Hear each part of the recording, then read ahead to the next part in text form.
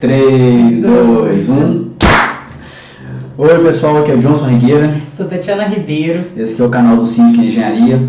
E para quem já está acompanhando a gente, sabe que a gente está aí aproximadamente um ano fazendo conteúdo, falando de engenharia, principalmente de engenharia predial. E a gente tem um propósito, a gente tem um objetivo. E agora a gente achou assim que, para esclarecer melhor o que a gente está fazendo e por que a gente está fazendo, é válido a gente contar para vocês toda a nossa história. Né, de onde que a gente veio, por onde que a gente passou, para vocês concluírem e entenderem o que a gente está fazendo e por que a gente está fazendo. E a nossa história profissional, ela se mistura muito com a nossa história pessoal. Para quem não sabe, né, e a gente às vezes é perguntado, nós somos, além de sócios no trabalho, nós somos sim um casal. Marido e mulher, uma filhinha de 4 anos. Então isso quer dizer que a gente está no grau máximo da relação, né? Aqui a gente não tem opção, as coisas têm que funcionar, têm que dar certo. E uma coisa curiosa que as pessoas sempre perguntam pra gente é como que a gente se conheceu, né? E a gente na verdade se conheceu na faculdade. Foi em 98. Em 98, eu já era aluna da UFMG desde 96, cursando Engenharia Civil. E o Johnson entrou de transferência em 98 para Engenharia Civil na UFMG.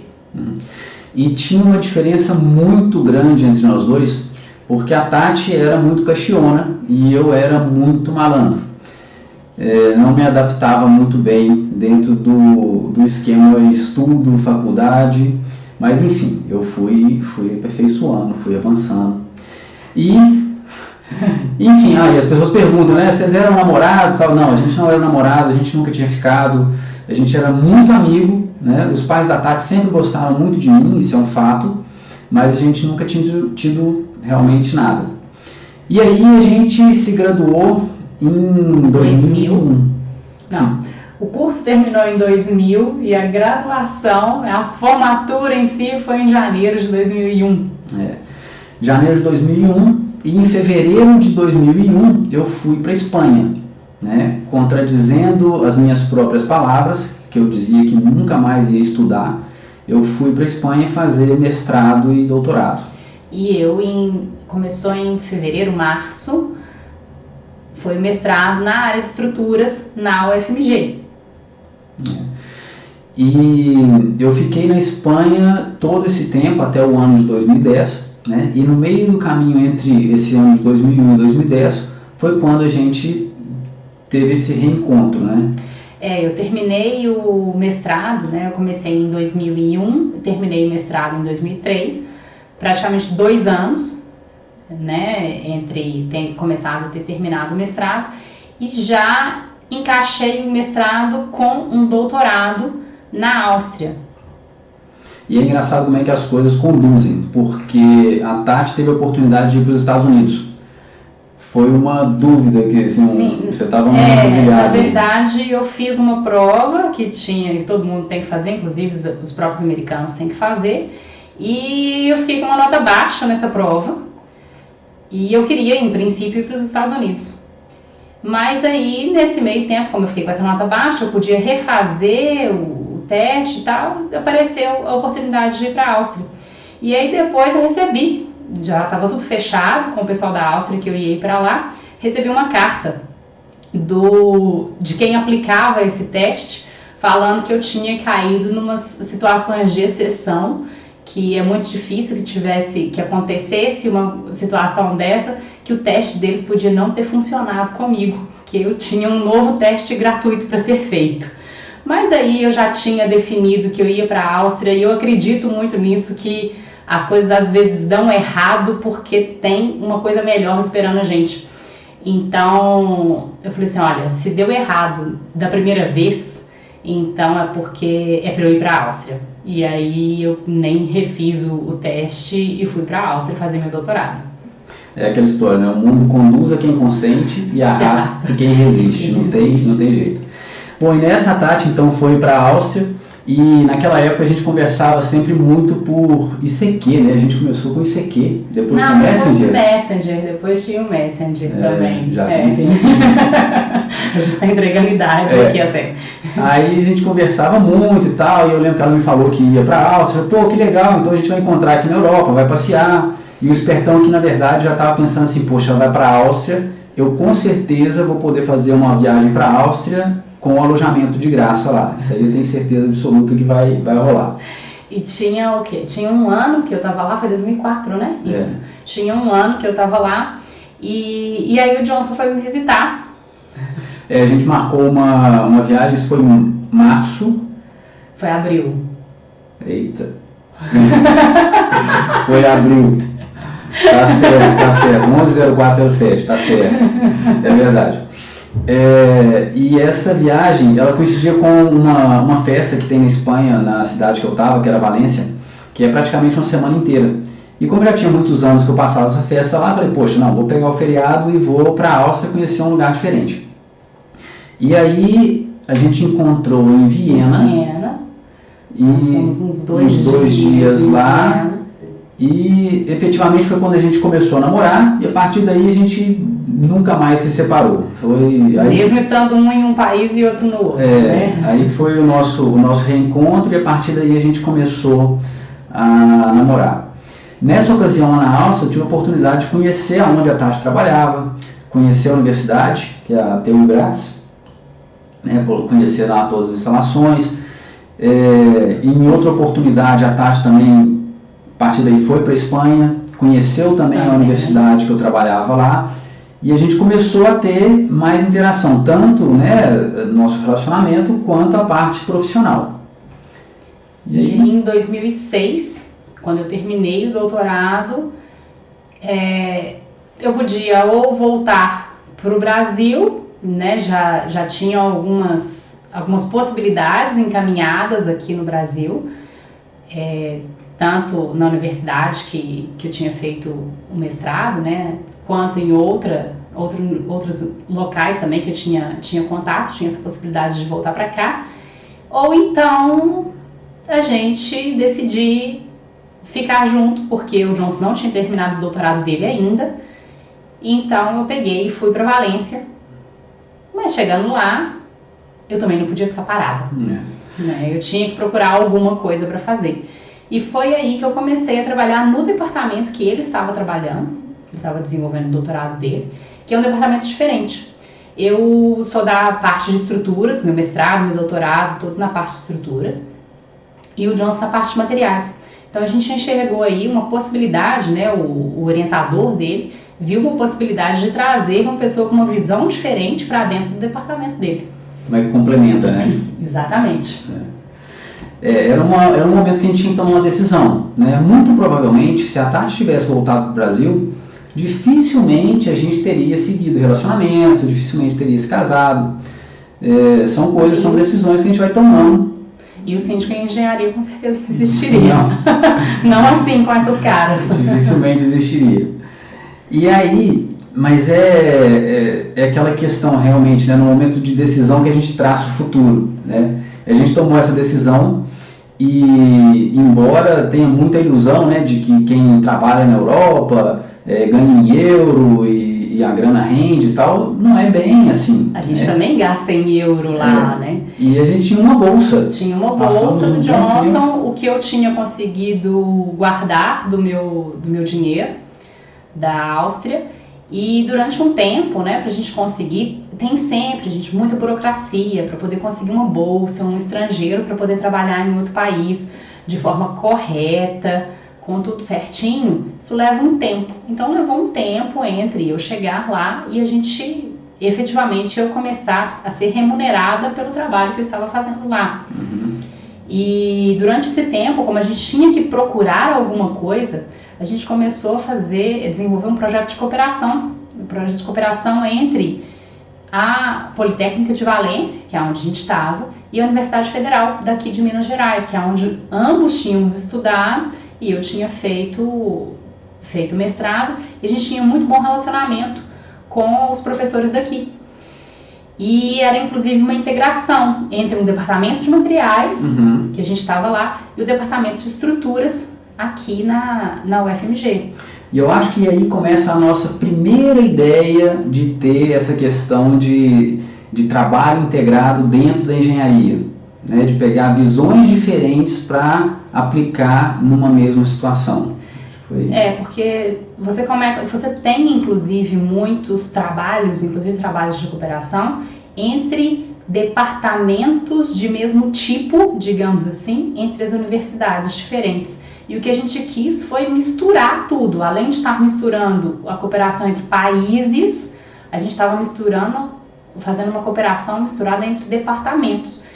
E porque a gente enxergava que precisa ter, né, quem está numa área de estruturas precisa de ter uma visão de materiais, e quem está na área de materiais precisa de ter uma visão de estruturas, porque aí sim a gente tem uma engenharia mais completa e mais correta, sem a gente ter que ficar apagando um tanto de incêndio, como o pessoal costuma ter que fazer, né? E cada um só olhando o seu lado, né? Vamos colocar todo mundo olhando para o mesmo lado e assim com certeza o barco avança mais rápido. Agora, foi uma época também complexa e difícil, porque a gente pedia as bolsas, fazia solicitações, preenchia papel, fazia tradução, porque como tinha a documentação do pessoal aqui do Brasil, a gente fazia tudo isso e a primeira vez, tudo negado. A primeiríssima vez negado. Foi logo que eu tinha chegado, né? Essa foi a primeira, foi logo que eu tinha chegado. E aí a gente pegou e viu o que errou, porque essa na verdade era para conseguir a minha bolsa. Então a gente não tinha muita estrutura ainda para poder escrever isso, a gente ainda não tinha resultado para poder escrever a solicitação. Então foi uma coisa assim, meio que na correria, últimos tempos, isso já era, eu cheguei lá no começo de setembro, né? Então já é segundo semestre, que o pessoal já tem menos dinheiro, né? O dinheiro já foi utilizado. Então não conseguimos dessa vez, mas a gente pegou e foi olhando tudo que tinha sido reprovado, todos os pontos de melhoria, e a gente começou a trabalhar em cima disso. Eu comecei a trabalhar mesmo sem ter remuneração, para a gente começar a ter resultados. E aí foi na hora que a gente começou a ter resultados e trabalhando em conjunto, entrando com esse projeto de cooperação, trabalhando em conjunto o pessoal daqui com o pessoal de lá, foi aí que nós conseguimos aprovar todas as bolsas que a gente pediu, exceto só uma que a gente não conseguiu a aprovação dela. A gente conseguiu todas as outras, a gente entrou com uma de professor visitante, uma de pós-doutorado estrangeiro, uma de pós-doutorado dentro da própria comunidade valenciana, né, que é como se fosse aqui dentro uma estatal, um estado, quer dizer, né, oferecer uma bolsa. A gente conseguiu 2 de cooperação, um que era dado só pela Espanha e o outro que era cooperação da CAPES. Assim, foram uns 5 projetos aprovados de 6 que a gente entrou ao mesmo tempo.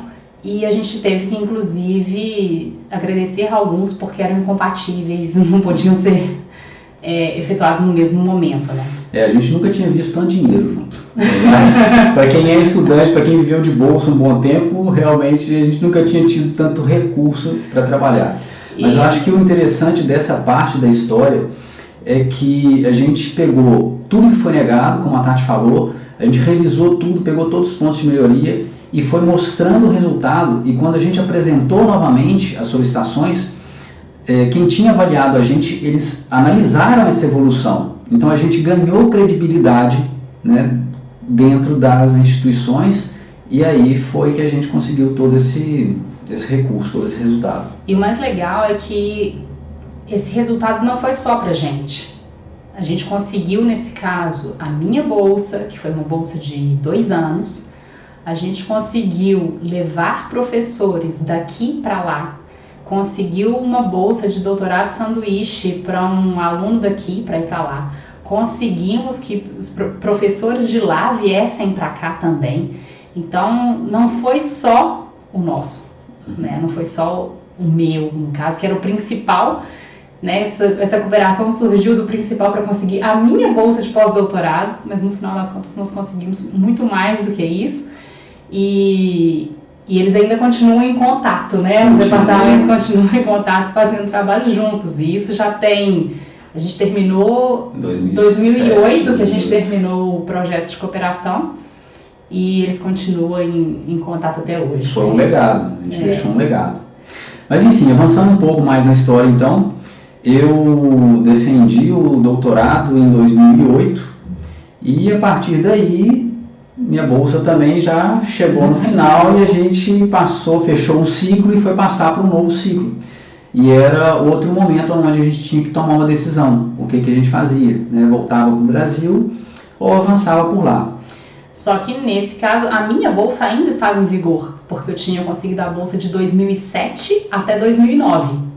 Então, a minha bolsa de pós-doutorado ainda estava em vigor. Então, voltar para o Brasil era deixar a bolsa na metade do caminho. E mais uma vez, a gente voltou a ver com uma bolsa. Um salário. Agora já era de pós-doutorado, é melhorzinho um pouco.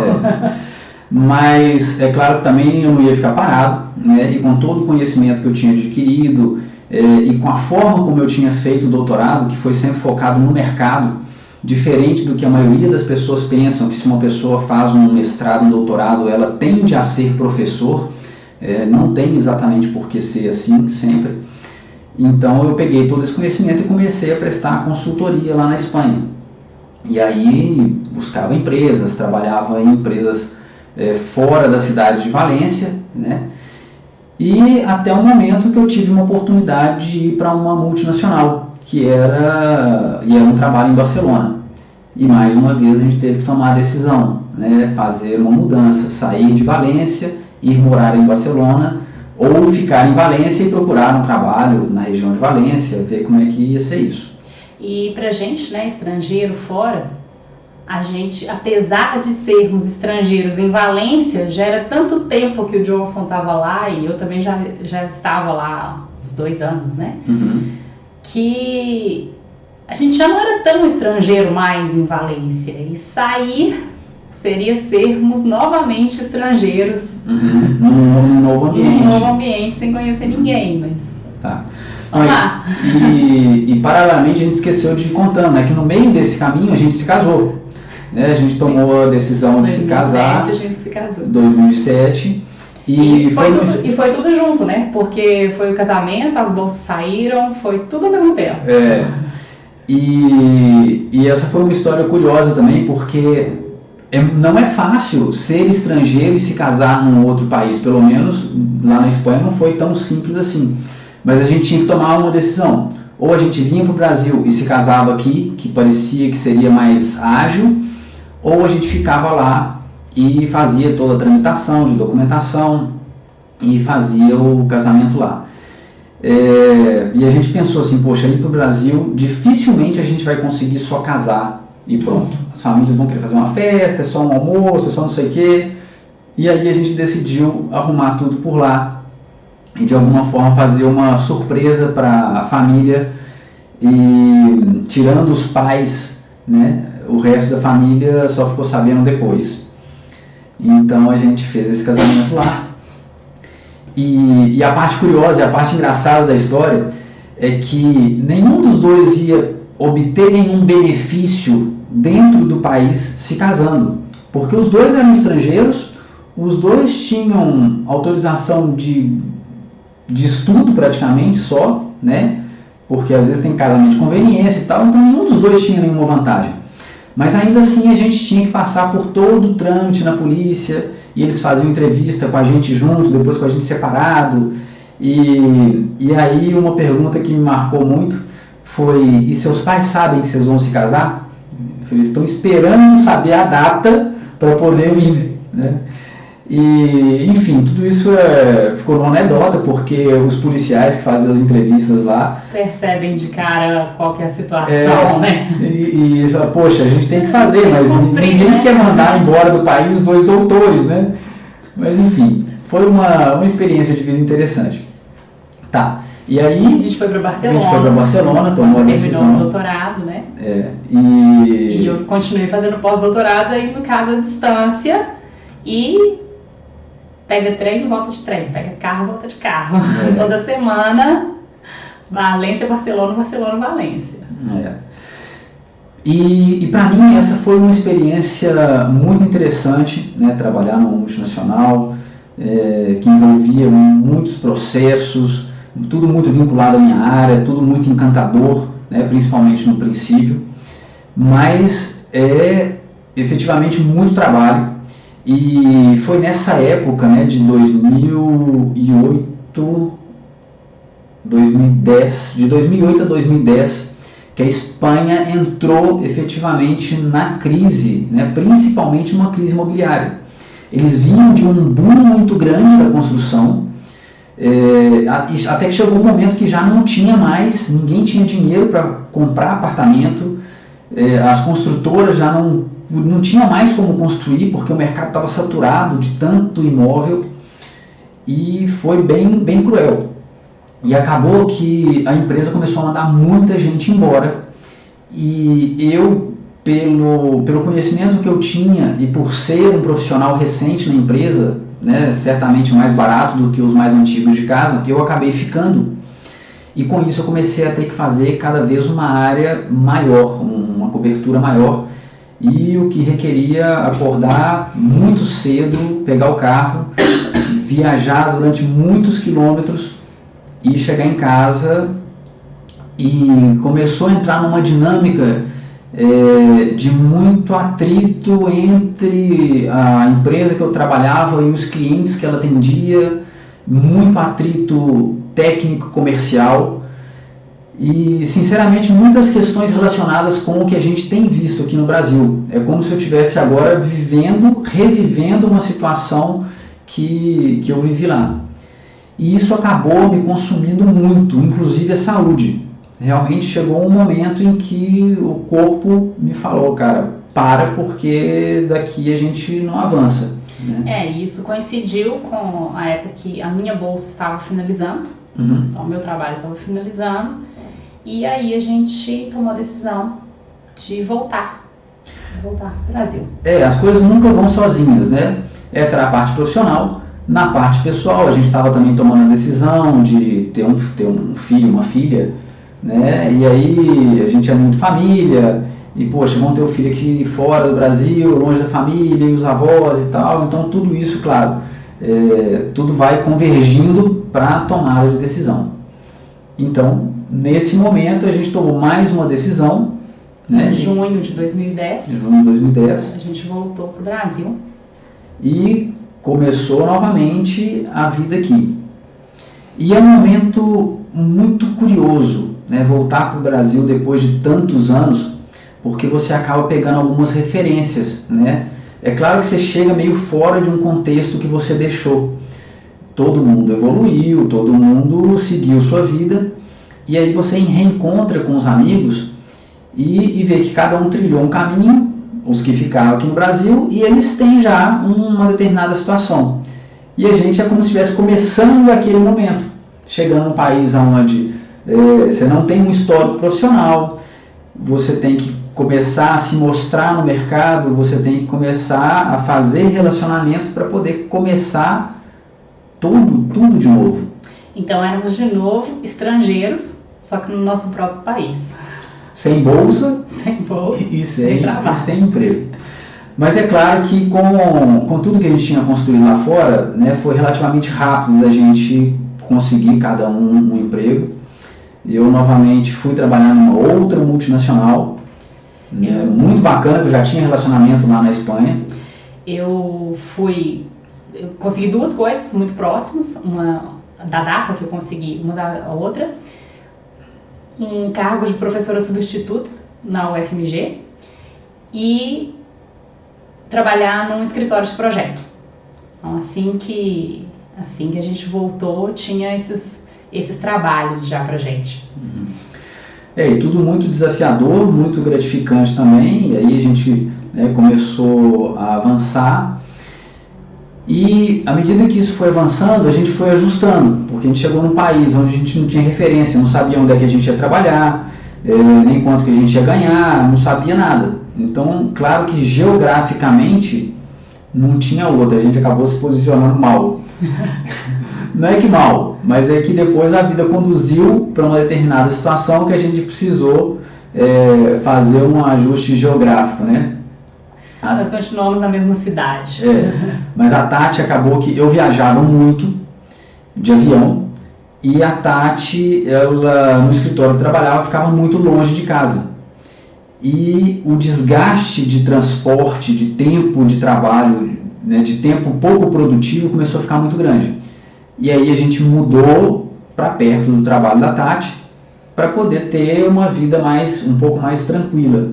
E eu, como tinha que pegar voo de madrugada mesmo, tanto fazia, então aí tava tranquilo. E o trabalho de professor substituto era um trabalho de 6 meses, né? Então durante 6 meses, ok, a universidade ficava próximo da nossa casa, então essa parte estava ok, mas ao mesmo tempo tinha um escritório. Depois, quando ficou só o escritório, que a gente mudou.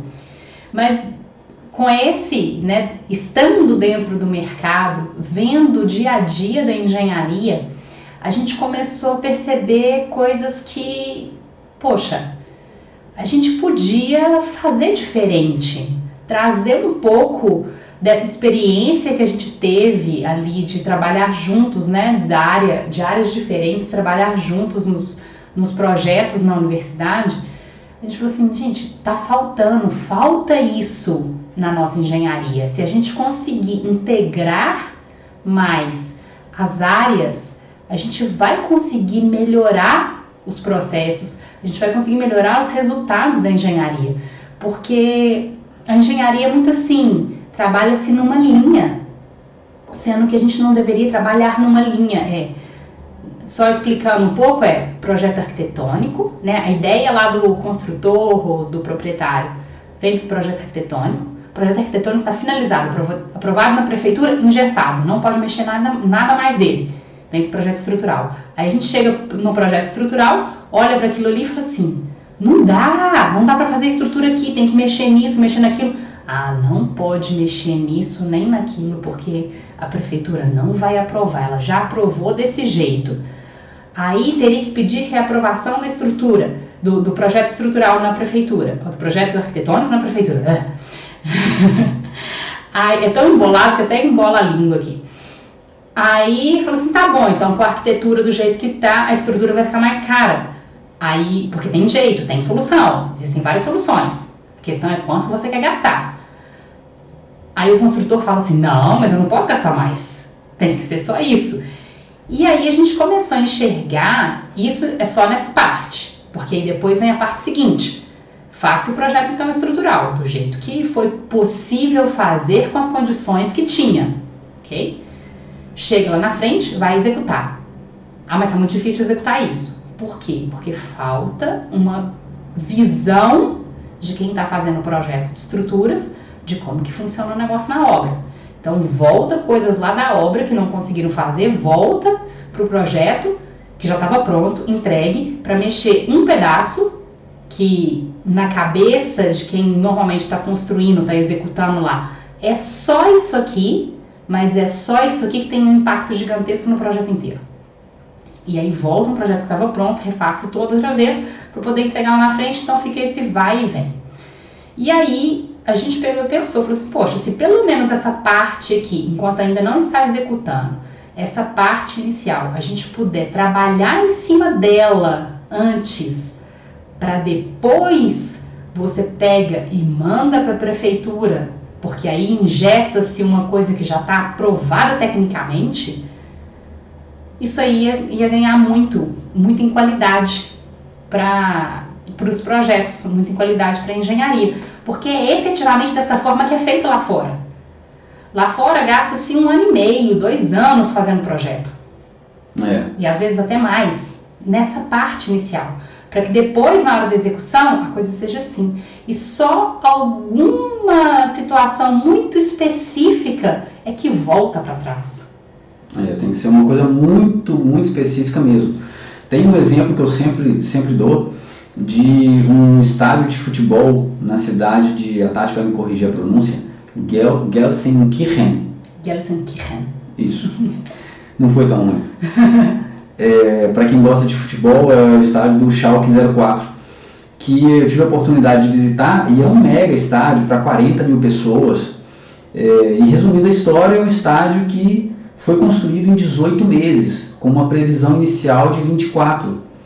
E durante essa visita, eu perguntei para a pessoa que estava fazendo a visita guiada, né? Tá, vocês construíram em 18 meses, mas quanto tempo demorou para fazer o projeto? E o cara me respondeu sem menor dúvida, né? Demorou 3 anos. Então olha só como é que é diferente a visão, né? de como evoluir uma estrutura. Porque o que acaba acontecendo com isso? Acabam acontecendo problemas cíclicos. A Tati explicou essa situação de qual que é a linha de evolução. E aí acontece que quando você tem a estrutura construída, você começa a ter problemas que poderiam ter sido evitados lá atrás. E isso acontece uma vez e outra vez e outra vez. E a gente começou a se perguntar, poxa, o que a gente pode fazer para mudar isso? Porque é simplesmente uma questão de informação. E uma parte mais difícil que é a questão da cultura, né? Então a gente resolveu, no final de 2012, a gente tomou a decisão de que a gente ia montar o nosso escritório. Com essa visão. Com essa visão. É tanto que o slogan nosso foi integração dos processos com foco em resultado. É verdade. Né? Exatamente buscando isso. Então a gente montou, em janeiro foi constituída a empresa, Ribeiro Rigueira Engenharia e Consultoria, e o nosso primeiro projeto a gente conseguiu, ele foi aprovado em dia 20 de março de 2013. Só contando essa parte da história entre final de 2012 e final de 2012 a novembro, até o dia que a gente efetivamente deu entrada na documentação da abertura da empresa, que foi em fevereiro de 2013. A gente tomou a decisão, mas tinha uma coisa que faltava muito pra gente, que era a parte administrativa. Normalmente o engenheiro ele não está formado para poder montar uma empresa, ele está formado para ser uma pessoa técnica. E aí, quando a gente viu que a gente precisava disso, a primeira coisa que a gente foi fazer é buscar o recurso. E qual era o recurso? A gente foi no Sebrae. A gente foi no Sebrae desenvolver a parte administrativa. E tem um curso que chama Empretec, e daí eu fiz esse curso para poder desenvolver as habilidades necessárias, pelo menos iniciais, para começar a montar a empresa, e a partir daí que a gente colocou todos os pingos nos is para a gente desenvolver. E 1º de fevereiro, com todo o apoio das matérias necessárias, né? Nesse caso, o principal era uma consultoria de contabilidade. A gente foi e realmente constituiu a empresa. E aí a gente volta para o primeiro projeto. Isso aí, em março, né, a gente teve o nosso primeiro projeto, e aí a gente começou, mas sempre faz um projeto, vai lá, desenvolve, aí para, espera o próximo, vai lá, desenvolve, meses trabalhando loucamente e meses esperando, correndo atrás, né, buscando outros, e eu perdi aqui. É um ritmo de trabalho muito sazonal, né? E uma coisa que sempre marcou a gente nesses trabalhos, acho que era isso que a Tatiana queria dizer, que a gente trabalhava loucamente durante um período e depois ficava um tempo buscando outros trabalhos, enquanto as pessoas queriam que a gente fizesse tudo muito rápido. Isso aí a gente começou a observar no mercado, né? É tudo para ontem, tem que ser para já, isso aqui já está aprovado, tem que começar. Mas o trabalho de projeto estrutural, ele requer uma interação com a parte da construtora. Você faz o projeto e ela tem que analisar a execução, tem que fazer uma determinada aprovação para a gente avançar com ele. E aí a gente fazia a nossa etapa, passava para a construtora, parava e a gente ficava, e aí, pega outro serviço ou não pega outro serviço? Você vai voltar rápido, não vai voltar rápido? Como é que ficava? E sim, era por aí, né? Porque sempre tendo os contratos de eu preciso do projeto para ontem, né? A gente sempre colocava os prazos que eram reais, porque a gente efetivamente ia precisar, mas a gente escutava muitas vezes, não, esse prazo não dá, eu preciso de menos tempo. E aí a gente pegava e trabalhava dobrado para poder conseguir cumprir esses prazos, cumpria os prazos, e aí depois tinha coisas que eles não tinham, né, os contratantes não tinham enxergado, voltava, mexia, final da história, terminava-se no prazo que a gente tinha passado inicialmente. Porque era uma questão de experiência, né? A gente já tinha noção de como é que funcionava. Então fica mais ou menos uma questão de ilusão. A pessoa se ilude de que ela vai pedir um prazo menor, você fala que entrega, mas no final das contas, por causa dos fatores que a gente sabia que eles iam passar, acabava sendo entrega no final do que a gente tinha previsto inicialmente, né?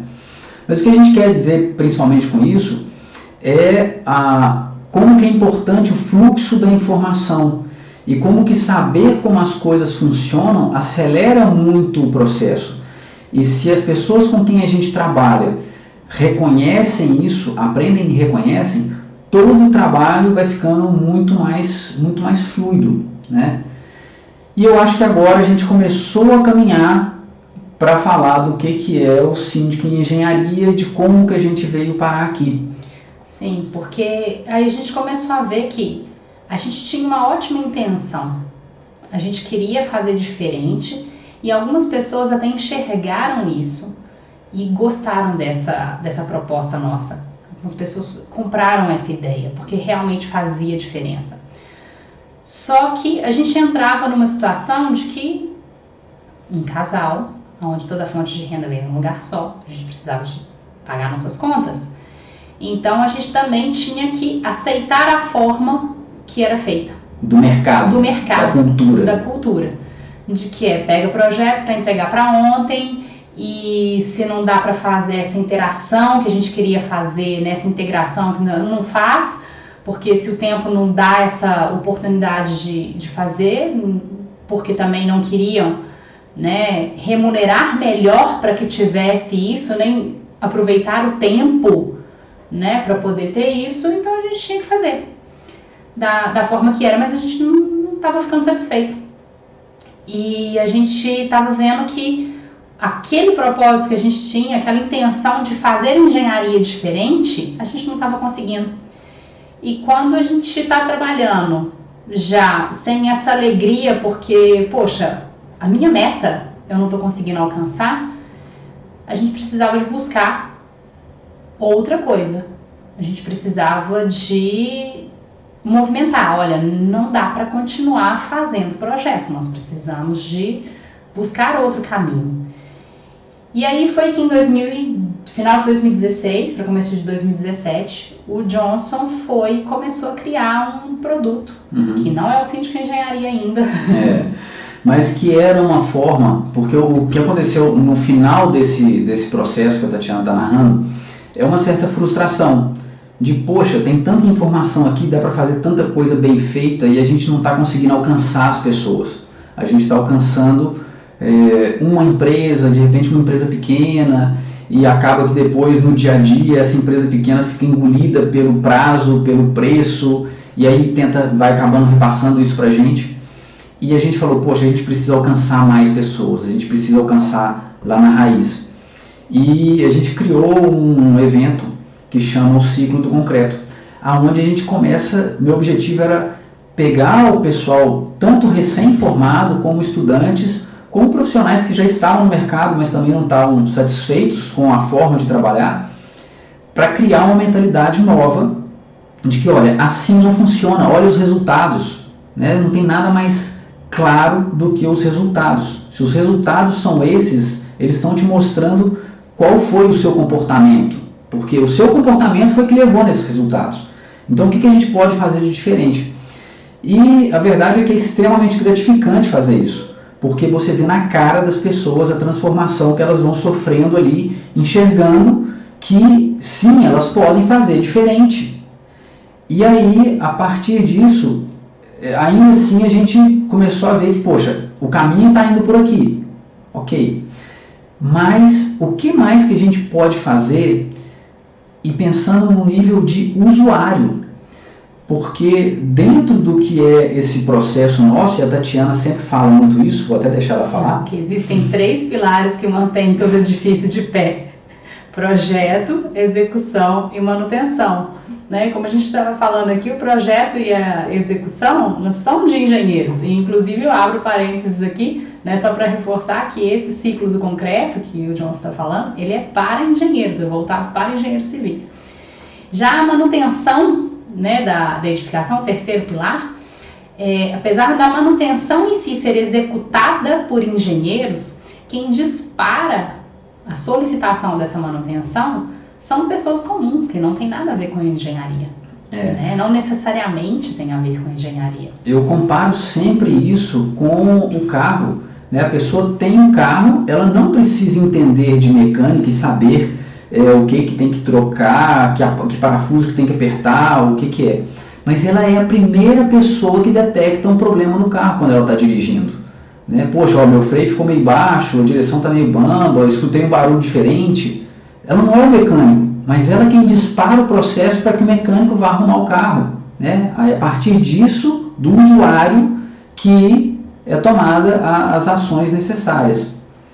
E então, a gente começou a ver que muitos dos problemas que estavam acontecendo nas edificações, né, e nesse momento é fácil, é só você entrar na internet e buscar, pega aí de 2015 para cá, 2016 para cá, e ver quantos acidentes ocorreram com edificações, quantos desabamentos, quantos desalojamentos pela Defesa Civil, quanta tristeza, quanta dor de pessoas que têm que sair do local que elas de repente guardaram todo o dinheiro da vida delas para estar ali.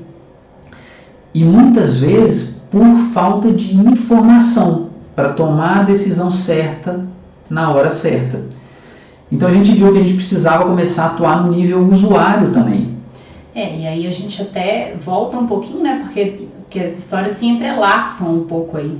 Porque foi em 2016, logo depois que a nossa filha nasceu, que a gente começou a prestar consultoria para edifícios. Exatamente para acompanhar questões relacionadas com norma de reforma, implantar a norma de reforma, fazer as inspeções, auxiliar, né, fazer assessoria de engenharia, auxiliar síndico na tomada de decisões com relação à engenharia.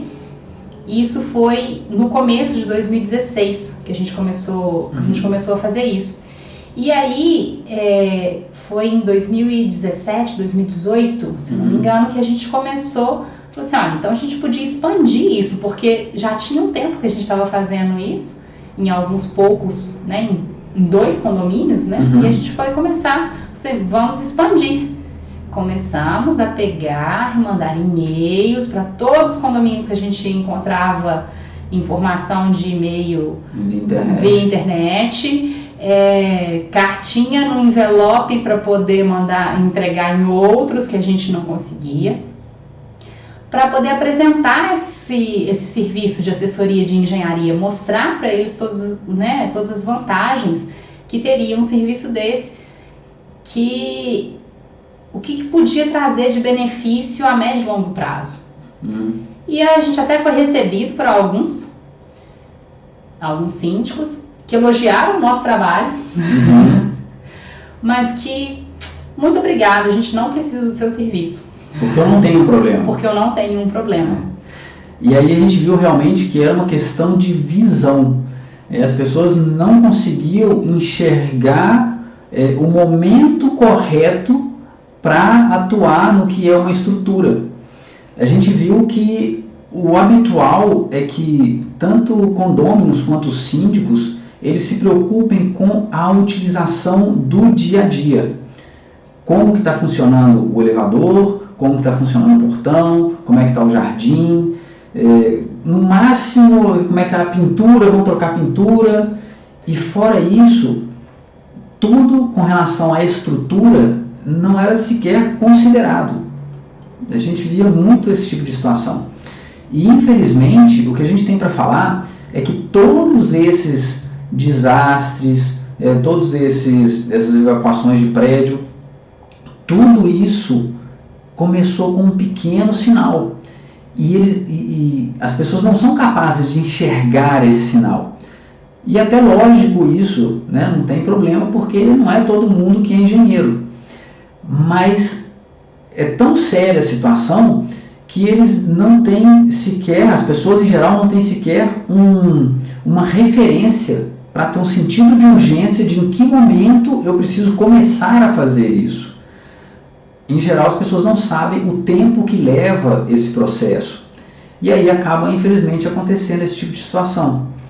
E a gente viu que uma forma de começar a mostrar para as pessoas que isso que está acontecendo nos edifícios de desabamento, de desalojamento, pode sim acontecer com qualquer edifício que não estiver sendo cuidado e que tem formas de se evitar isso. E aí a gente falou, poxa, então vamos fazer conteúdo aqui na internet e vamos começar a divulgar isso para as pessoas acenderem uma luz amarela, acenderem um alerta, e a partir daí, quem sabe, a gente está ajudando mais pessoas, e aí sim a gente está alcançando muita gente. Foi no final de 2018 que a gente começou a pesquisar e a buscar uma forma de conseguir alcançar pessoas através da internet, né? Porque a gente sabe que a maior parte do tempo que a gente passa hoje em dia acaba sendo no telefone. Então a gente começou a buscar essa forma de alcançar, porque a gente falou assim, então o caminho nós temos que levar conhecimento às pessoas. As pessoas têm que enxergar que não é porque a gente está colocando medo, é porque é a situação real. Né? Pode acontecer mesmo. Pode acontecer. E aí a gente ficou pensando em qual a linguagem que a gente vai transmitir isso. Porque não adianta a gente chegar e começar a falar uma linguagem de engenharia que, poxa, as pessoas realmente não vão entender isso. E mais do que isso, com quem que a gente tem que comunicar essa informação? E a gente chegou na figura do síndico, né? Principalmente, até na minha visão, o síndico profissional. Porque eu enxergo que no mercado, cada vez mais, essa área de condomínios ela está se profissionalizando. E o síndico hoje é a pessoa responsável civil e criminalmente pelo edifício, e é a pessoa que, ainda que a Assembleia seja soberana, é a pessoa que tem que disparar o processo do que tem que ser feito. Então, é o síndico que vai mostrar para a Assembleia a situação atual. E aí colocar dentro de uma escala de tempo o que é a prioridade dos cuidados com a estrutura, para que as pessoas entendam que não pode deixar chegar aqui no final, porque se chegar bem para o final vai acontecer o que a gente está vendo aqui, esses desabamentos, toda essa tristeza. A gente começou a entender, né, que quanto mais pessoas comuns que estão dentro do edifício o tempo inteiro, que passam por ali, que vivem a vida do edifício, entenderem o que é uma estrutura, o que pode acontecer, como enxergar pequenos sinais, a gente vai conseguir evitar muito esses desastres que têm acontecido por aí. E muitas vezes, né, o que a gente tem de resistência aí é porque muitas pessoas pensam, poxa, mas eu não gosto de engenharia, se eu gostasse de engenharia eu era engenheiro. Então por isso que a gente buscou trazer uma linguagem de fazer comparações com o dia a dia, né, comparações básicas que a gente usa aqui, a medicina, que todo mundo sofre uma febre, todo mundo passa por alguma coisa na vida, carro, que é muito do nosso dia a dia e também é engenharia, né? Carro também é engenharia e é muito do nosso dia a dia, para conseguir trazer, e por isso que a gente usa termos não técnicos, que a hora que engenheiros escutam devem dar até um arrepio interno. É verdade. Mas porque a gente entende que essa é a forma da gente conseguir chegar e mostrar, né, para quem não é da engenharia, que ele pode sim entender um pouco de engenharia sem precisar de estudar engenharia, sem precisar de fazer conta. E que isso é um resultado para a vida dele, né? Do mesmo jeito que a gente, né, como eu falo, do mesmo jeito que a gente entende que a febre significa que alguma coisa não está legal na sua saúde, que tem alguma coisa acontecendo, mas a gente normalmente não sabe exatamente o porquê. E quem vai poder te falar o porquê é o médico, quem vai poder te falar o que está acontecendo no seu edifício efetivamente é o engenheiro, mas a gente não tem um termômetro que você possa colocar no seu edifício para ele poder apitar a hora que não tem alguma coisa que não está legal. Uhum. Ou você tem uma pessoa que vai poder te dar uma referência nos primeiros sinais, né? Ou quando você, como leigo, ou os moradores como leigos, começarem a enxergar esses sinais, é porque isso já está muito grave. E aí, normalmente, é quando as pessoas tomam as decisões. Isso é muito cultural mesmo, né?